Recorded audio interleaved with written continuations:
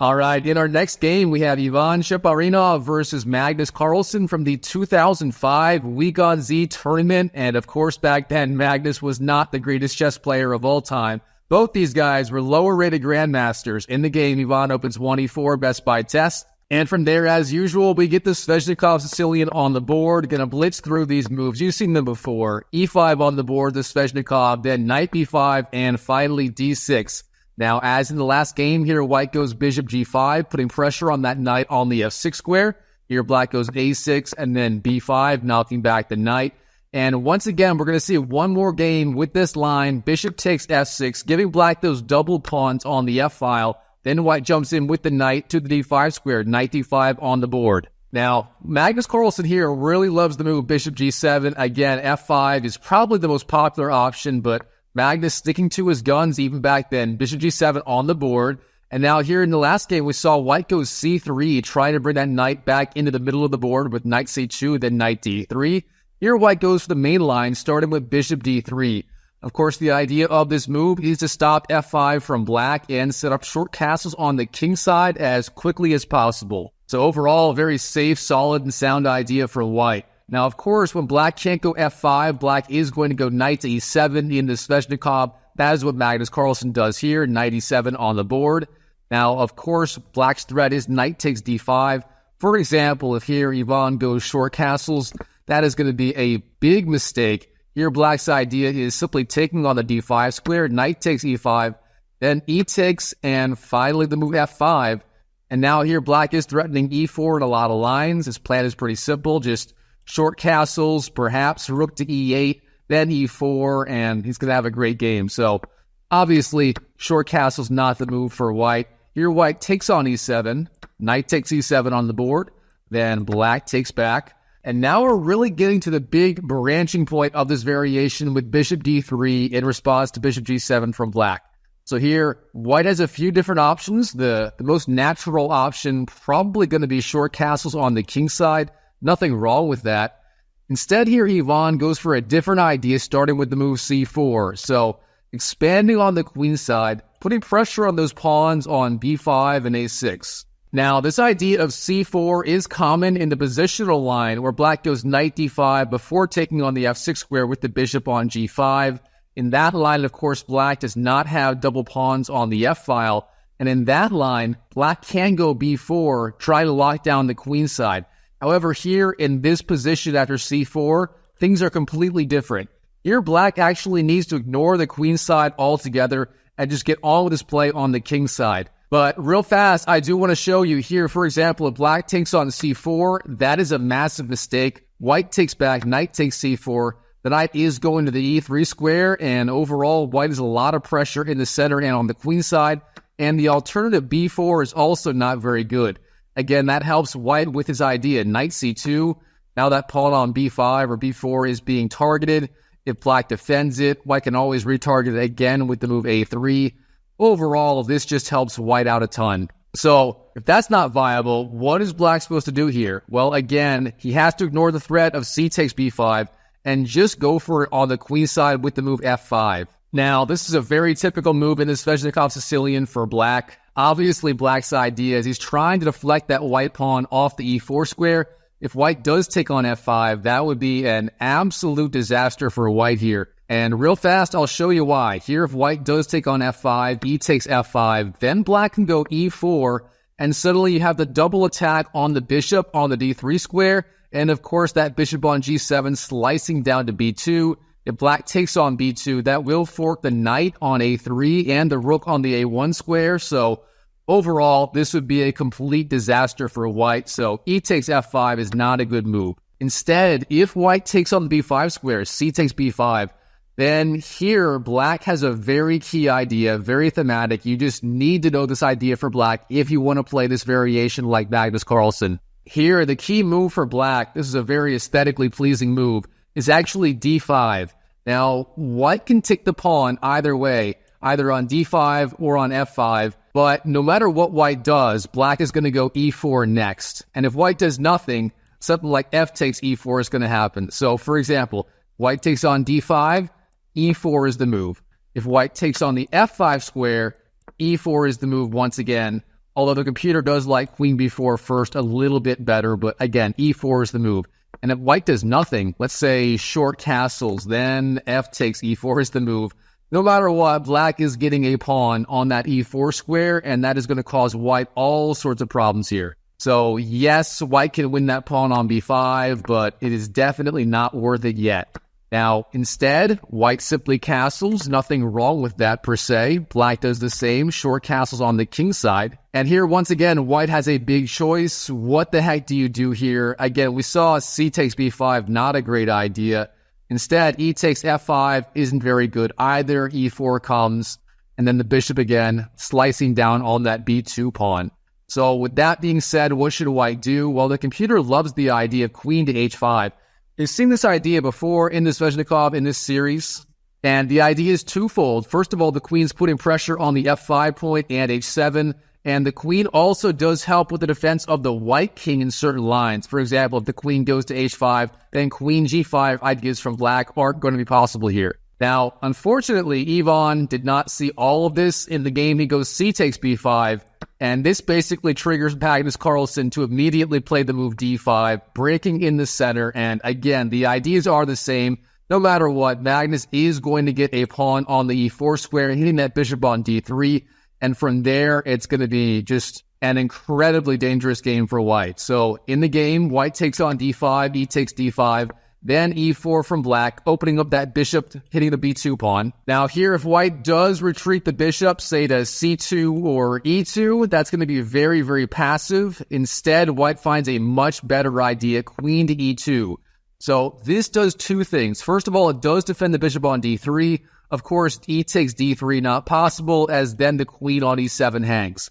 However, beyond that, it also defends that pawn on the b2 square, stopping bishop takes b2 ideas. So very good move by Ivan. Here, literally the only move to stay in the game from white, queen to e2, and black finds it simply fantastic. Now from here, how should Magnus Carlsen continue the attack? As we know, once black starts sacrificing those pawns on the queen side in the Sveshnikov, you simply have to go for it on the king side, trying to mate white's king. There's really no other alternative. Well, turns out here black has a few different good ideas. First of all, you can try to activate the queen either on g5 or on b4. Both of those moves perfectly fine. I like queen g5 better, simply trying to keep the queen closer to the king side. However, instead of that, Magnus finds a very creative solution. You see this in the two knights defense after e4, e5 quite a bit. Magnus actually goes rook to b8.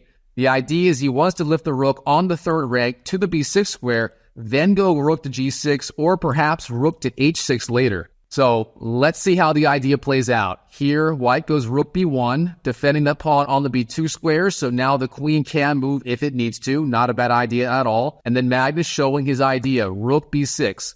Again, for now, just ignoring the threat of b takes a6. Magnus knows his only chance is to get that kingside attack going as quickly as possible, and if he has to sacrifice a pawn in the process, then so be it. Now here, Ivan, queen to e3, decent move, putting pressure on that rook on b6, but overall, rook g6 comes from Magnus and doesn't really hurt his position at all. Now here, things are already getting quite critical for white. The computer loves the idea b takes a6. However, this looks quite scary. Then black can simply go queen to h4, again continuing the attack. So very understandable why he did not play that move in the game. Instead, here Ivan simply goes bishop c2, trying to get the bishop out of that future attack from e takes d3. Of course, currently not possible as the queen would hang, but Ivan trying to make a prophylactic move here. However, Magnus Carlsen is not amused here. He simply goes queen to h4, continuing to build that pressure on the king side. Now there are threats like rook to h6 piling up on that h2 pawn. And beyond that, there's always the threat of, say, bishop to e5 or f4, maybe intending f3 next. Again, black has a lot of ideas here. Now, Ivan, how is he supposed to defend in this position? Well, it's really not easy. The computer seems to think white needs to find a way to get the move f4 in to try and gain more space on the king side and to try to defend. Again, we've seen this move before in this video series. And overall, it's a decent idea. For example, the main line here is g3 for white. Try to knock back the queen. If it goes to h3, then you follow up with the move f4, getting a little more space around the king. And of course, now that bishop on the ca square doesn't quite have as easy access to the white king, so not a bad idea at all. Instead here, Ivan goes for the move b6, gaining space on the queen side, creating a passed pawn, so not a bad idea, but overall a little bit slow. Now here, black is basically spoiled for choice in terms of how he wants to continue the attack. Black has so many different good ideas. Bishop b5 is possible, f4 is possible, that's the top computer line here. Instead, Magnus goes for a different attacking idea, king to h8. The idea of this, he wants to go rook f to g8, doubling those rooks on the g-file, then putting pressure on that g2 pawn. Now, this idea isn't quite as strong as, say, the immediate f4. The reason why is here, white can go g3. It's actually not a bad idea at all, and that would blunt those rooks on the g-file. Of course, 2 rooks hitting g3 wouldn't really do a whole lot. So g3 likely the best move for white here. Instead, Ivan tries to reroute the knight over on a3 back into the game. He goes knight c4. Not a bad idea in principle. The knight on the rim is usually dim, and it certainly is there. However, this move is a little bit slow here. Now Magnus rook g8. Again, continuing the pressure. Now Ivan finally goes g3, but it's a little bit too late here. Magnus just jumps into the h3 square, queen to h3 on the board. And from here, Magnus has a few different threats, perhaps the simplest one just being rook to h6. And how is white going to defend that pawn on the h2 square? Honestly, it's not easy to find a good defense. Here, white goes rook fd1, and then rook h6 from Magnus Carlsen, again threatening queen takes h2. And white's offensive idea here is he's just going to free up the f1 square for the king. That way, if queen takes h2 comes, then king to f1 is the idea. But that's not a very envious move to kind of make. Now here, Ivan, queen to f4, potentially trying to increase the pressure on the f5 square and stopping f4 ideas from black. So decent defensive move, but now Magnus, bishop f6, opening up lines of attack for this rook on the g-file. Already we can see both rooks and the queen are just perfectly placed for Magnus here. Now Ivan, knight to e5, bringing the knight over, but then black just takes on e5, then goes f6 to block the check.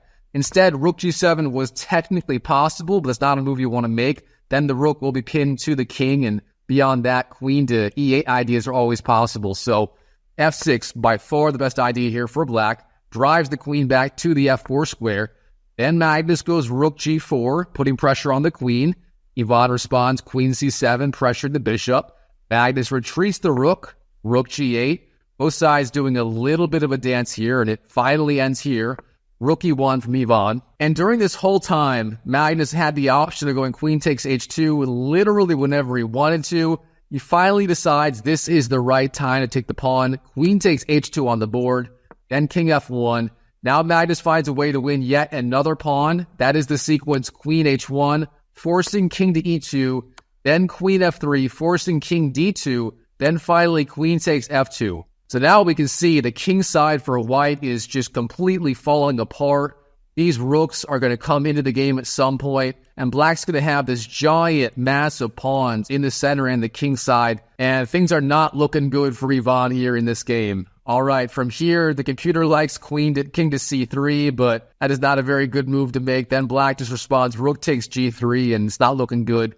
Instead, king d1 on the board. The problem with this move is the king is cut off on the back rank, and it doesn't have a whole lot of ability here. Now, Magnus, how does he finish off this position? Well, he plays a very simple pawn sacrifice, f4. The idea is not trying to push the pawns down the board. The main idea behind this move is simply bishop to g4. That activates the bishop. It also frees up the rook on the g8 square to move, as right now it has to stay on g8, defending that bishop on c8. So f4, very good sacrifice by Magnus Carlsen. Then queen c3, trying to defend.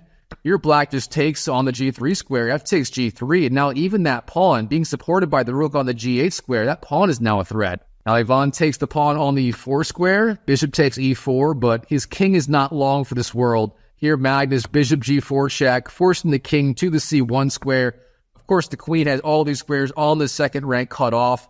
But then here Magnus Carlsen, rook to c8, pinning the queen on c3 to the king. The queen cannot move. That queen is going to fall. And in this position, Ivan Cheparinov resigns to Magnus Carlsen. Magnus playing a fabulous game in the Sveshnikov Sicilian as black.